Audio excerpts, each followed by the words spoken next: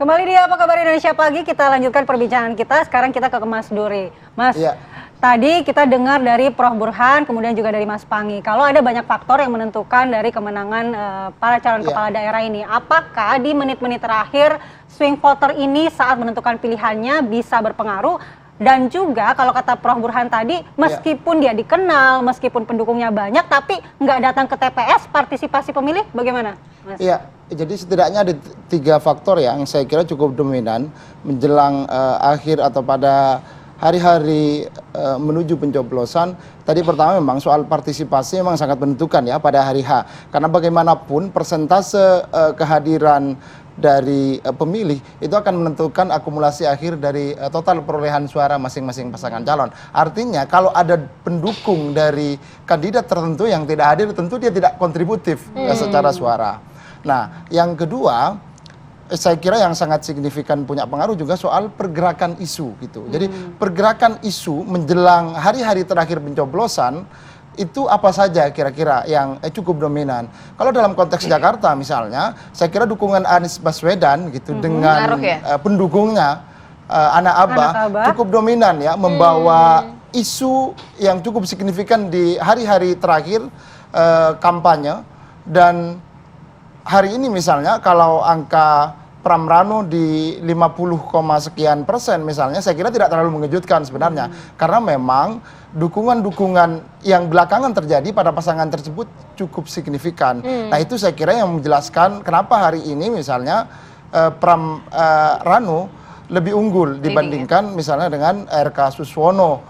Bahkan ada potensi ini meskipun masih belum bisa secara konklusif misalnya 1 atau 2 putaran. Karena beberapa temuan quick count yang ada di Jakarta masih dalam rentang margin of error ya dari quick count itu sendiri. Lalu yang ketiga soal operasi politik. Tapi rasa-rasanya agak susah ya kalau di Jakarta itu akan terjadi operasi politik yang cukup signifikan. Tapi saya nggak tahu kalau di Banten mungkin tidak itu terjadi begitu.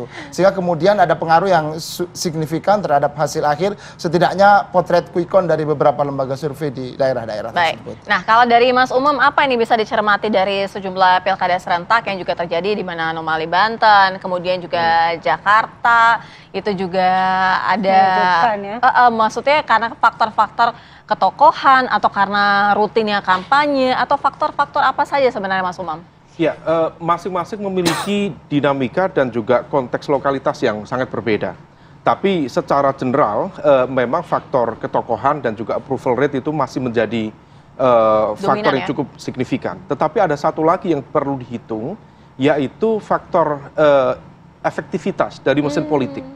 Apa yang terjadi di Jakarta menegaskan sekali lagi bahwa ternyata mesin politik itu menjadi faktor yang sangat berpengaruh. Dan ini mengkonfirmasi bahwa Kim dengan postur yang begitu besar, praktis sekitar hampir 80%, ternyata tidak begitu efektif. Artinya apa? Ada mesin-mesin politik yang di-shutdown, yang dimatikan. Yang tidak bekerja dan juga pecah begitu ya Mas Umam, salah satu PKS. Artinya bahwa fenomenanya beragam. Ada yang memang kemudian mencoba untuk menutup diri, ada yang kemudian kehilangan basis dan juga loyalitas dari masing-masing pemilihnya.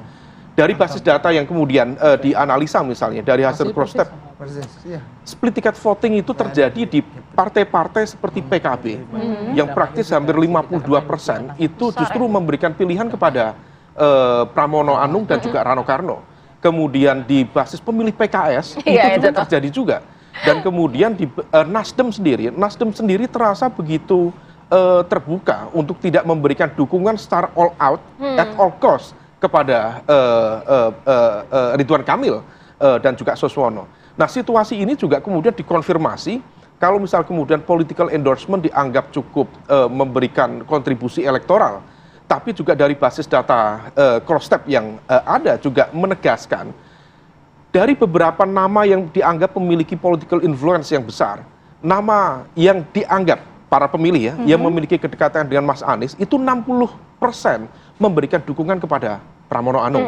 Kemudian yang dekat dengan Ahok itu 66%. Kemudian yang dekat dengan Pak Jokowi yang memberikan dukungan pada Pak RK praktis hanya 52%. Artinya hampir separuh itu kemudian memberikan dukungan kepada yang lain. Ada sekitar 28% kepada Pramono. kemudian angka yang relatif hampir sama dengan Pak Prabowo, the ruling presiden yang baru, dan kemudian yang cukup mengkonfirmasi yang lagi, yang merasa dekat dengan Bu Mega itu 80%. Artinya bahwa mesin PDIP solid, memberikan all out, dan dia ya mungkin ini bagian dari the power of kepepet ya, bahwa kemudian dia merasa dikeroyok, dia kemudian di corner sedemikian rupa, maka kemudian perlawanannya begitu solid, militansinya begitu solid. Nah ini yang kemudian dikonfirmasi di hampir semua kota di Jakarta, semuanya dimenangkan oleh Pramono. Nah kalau misal kemudian demikian, padahal kita coba kita cross check dengan basis data di hasil Pileg dan juga Pilpres. Kalau misal di Pileg dan Pilpres kemarin, dominasi kekuatan politik Mas Anies yang juga beririsan dengan basis pemilihnya PKS, itu kan ada di Jakarta Timur, Jakarta Selatan, dan juga Jakarta Pusat.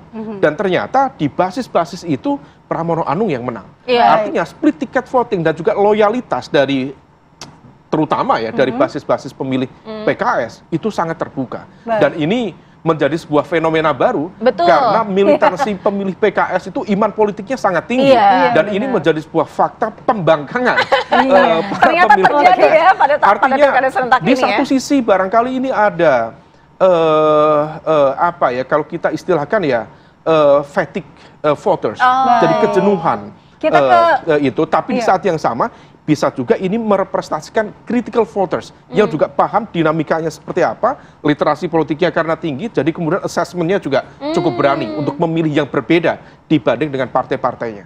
Iya, menarik analisa Mas Umam. Bagaimana dengan Mas Ridho sendiri melihat fenomena ini? Bahwa ini kan banyak sekali terjadi fenomena baru, di mana kalau kita lihat kasus-kasus yang unik, Jakarta, Banten, kemudian Jawa Tengah. Bagaimana Mas Ridho melihatnya?